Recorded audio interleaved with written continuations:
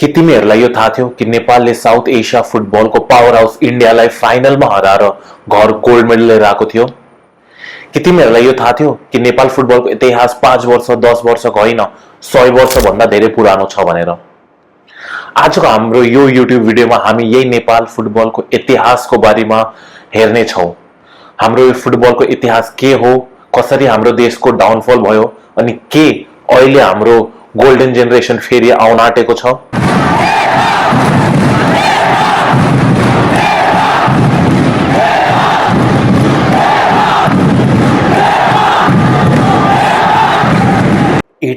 देखि 1950 सम्म धेरै नेपालको जनताहरू नेपाल आफ्नो देश छोडेर बाहिर जाँदैनथेन्। तर राणा शासनको यंगर पिपल अनि मिलिट्रीहरू इन्डिया अनि युरोप गइरहेको थिए आफ्नो कामको लागि। त्यति बेला जब इन्डियामा कोलकाता अनि शिलोङ जब पुग्थे हाम्रो गोर्खालीहरू, त्यति बेला तिनीहरू आफ्नो फुटबलमा इन्ट्रोड्युस भए।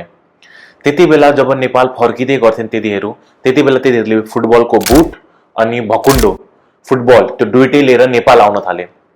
तर नेपालमा सबैसँग बुट हुँदैन थियो, त्यसैले आफ्नो साथीहरूलाई भनेर तिनीहरू आफ्नो मिलिट्री ग्राउन्डमा खाली खुट्टा खेल्न थाले। अब जब सबैजनाहरूलाई थाहा पायो कि यस्तो फुटबल पनि हुँदो रहेछ, पहिलो नेपालको फुटबलको म्याच सिंहदरबारको ग्राउन्डमा भयो। हो, सिंहदरबारको ग्राउन्डमा पहिलो नेपालको फुटबल म्याच भयो। तर त्यो फुटबल म्याच कोही अफिसियल म्याच थिएन, त्यो मिलिट्रीहरू नभए पुलिसहरू नभए कोही आफ्नो युवा जनताहरूले खेल्थे। अब मान्छेहरूले हेर्न थाले कि ए यो सिंहदरबारको ग्राउन्डमा के खेल्दैछन् भनेर। त्यसपछि सबैले हेर्न थाले अनि वर्ड अफ माउथको थ्रु सबैले यो भकुन्डो भन्ने एउटा स्पोर्ट यहाँ खेल्दैछन्, के हो यो भनेर सबैजनाको एकदम क्युरियस हुन थाले। त्यसैले यो एउटा हाम्रो इभल्भ हुन थाल्यो फुटबल अनि सबैले जाँ पर्न थाले। अब पुग्यो 1930। फुटबल भन्ने अनि भकुन्डो भन्ने गेम सबैको कानमा पुगिसकेको थियो।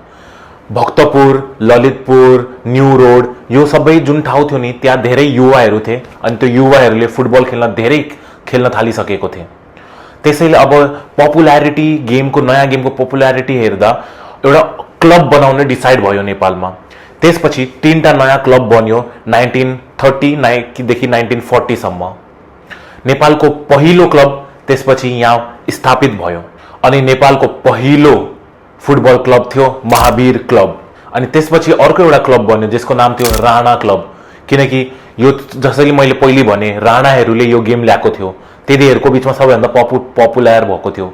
त्यसैले दोस्रो क्लब बन्यो द राणा क्लब। राणाहरूले यो फुटबल भन्ने गेम धेरै पपुलर बनायो नेपालमा। तर 1951 मा हामी सबैलाई थाहा छ के भयो, राणा सरकार कोल्याप्स भयो। राणा सरकार कोल्याप्स भएपछि कोही पनि ह्यान्डल गर्ने फुटबल थिएन। त्यसपछि हामीले डिसाइड गर्यौं as a Nepali football fan lovers, we decided कि अब नेपालको एउटा अफिसियल ह्यान्डलिङ, फुटबलको ह्यान्डलिङको सेपरेट कोही हुनु पर्यो। त्यसपछि हामीले बनायौं ANFA, all Nepal football association, जसले पुरा नेपालको फुटबलको बारेमा हेर्थ्यो भनेर। अब एन्फा एस्टाब्लिश भइसकेपछि 1951 मा के हामीले डिसाइड गर्यौं कि एन्फाले के गर्छ। एन्फाले कोच डिसाइड गर्छ, नेशनल टिम प्लेयर सेलेक्ट गर्छ, डोमेस्टिक जुन हाम्रो देशभित्र जुन टुर्नामेन्ट हुन्छ त्यो डिसाइड गर्छ अनि देश बाहिर कता खेल्छ त्यो भनेर डिसाइड गर्छ भनेर हामीले डिसाइड गर्यौं। अनि 1951 मा एन्फा एस्टाब्लिश भइसकेपछि विदिन 3 इयर्स 1954 मै एन्फा फिफाको अर्गनाइजेसनको अन्डर आइसकेको थियो। This was a very big step for us. अब 1954 मा हामीले इन्टरनेसनल रिकग्नाइजेसन फिफाबाट पाइसकेको थियौं। तर त्यही पनि नेपालमा एउटा प्रपर फुटबल स्टेडियम नभए रङ्गशाला थिएन। त्यसैले हाम्रो फर्स्ट प्रायोरिटी थियो एउटा फुटबल स्टेडियम बनाउने।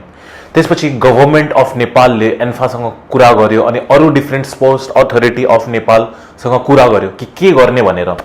फाइनली नेपाल गभर्नमेन्टले डिसाइड गर्यो कि नेपालले एउटा मल्टिपर्पज स्टेडियम, मल्टिपर्पज रङ्गशाला बनाउँछ भनेर। अनि त्यसको नाम दिनेछौँ दशरथ रङ्गशाला। अहिले पनि हाम्रो यो वान अफ द ओन्ली अनि मोस्ट इम्पोर्टेन्ट रङ्गशाला रहेको छ नेपालमा। अनि यो बन्यो 1956 मा। नेपाल अनि इन्डियाको इन्जिनियर आएर इन्डियाको मद्दतले गरेर नेपालमा यो काठमाडौँमा यो स्टेडियम बनियो। अब यो स्टेडियम बनिसकेपछि एन्फाले डिसाइड गर्यो कि हामी फुटबल जुन छौँ स्कुलमा गएर इन्ट्रोड्युस गराउँछौँ कि सानो सानो केटाकेटीहरूलाई थाहा होस् कि फुटबल भन्ने के हो, कसरी आउँछ अनि केले हाम्रो फ्युचर बन्न सकिन्छ भनेर। अनि त्यसपछि एउटा नेसनल लिग पनि एन्फाले एस्टाब्लिस गर्यो, मार्टिरोज मेमोरियल लिग भनेर। अब इयर भइसकेको थियो 1963, धेरै वर्ष भइसकेको थियो एन्फा इस्टाब्लिस भएर, नेसनल टिम पनि अब डिसाइड गर्ने भइसकेको थियो। त्यही पनि नेपालले आजसम्म एउटा पनि इन्टरनेसनल म्याच खेलेको थिएन। त्यसैले आयो 1963 आगा गोल्ड कप, अहिले जुन नाम छ एसियन च्याम्पियनसिप भनेर। त्यो हुँदै थियो इस्ट पाकिस्तान, जुन अहिले बङ्गलादेशमा छ। त्यति बेला डिसाइड भयो कि नेपाल पनि पार्टिसिपेट गर्छ भनेर, तर नेपालसँग केही स्क्वाड थिएन। त्यसैले विराटनगर, काठमाडौँ, ललितपुर यहाँको जुन मान्छेहरू खेल्थेन तिनीहरूलाई यहाँबाट एन्फाले बोलाएर कि बिना 0 डे प्र्याक्टिस लग्यो इस्ट पाकिस्तान, जुन अहिले बङ्गलादेश छ, अनि त्यहाँ म्याच खेले। जुनमा हामीले एउटा पनि म्याच जितेनौँ, तर हामीले आफ्नो फर्स्ट इन्टरनेसनल म्याच खेल्यौँ। अहिलेसम्म हामीले होममा खेलेको थिएनौँ, तर यो अवे गेम चाहिँ भर्खर भयो। अब नेपालको फर्स्ट इन्टरनेसनल म्याच थियो पाकिस्तानको वेस्टर्न रेलवेजसँग, जुन म्याच एकदम इम्पोर्टेन्ट थियो बिकज यो हाम्रो सबैभन्दा पहिलो म्याच थियो, जुन हामीले 0-7 डिफिट लियौँ। तर त्यही पनि हाम्रो लागि यो 1 step forward for our own generation थियो। नेपाल फेरि त्यसपछि आयो आफ्नो देश, जुन स्क्वाड 18 पिपलको स्क्वाड लिएर, अनि त्यसपछि हामीले आफ्नो नेक्स्ट स्टेप स्टार्ट गऱ्यौँ। त यो थियो हाम्रो नेपाल फुटबलको इतिहास, हाम्रो फर्स्ट इन्टरनेसनल म्याचसम्मको। अब हजुरलाई जे नयाँ भिडियो केही हेर्नु छ भने मलाई भन्नुहोस्, अनि केही हामीलाई चाहिएको छ भने कमेन्टमा भन्नुहोस्।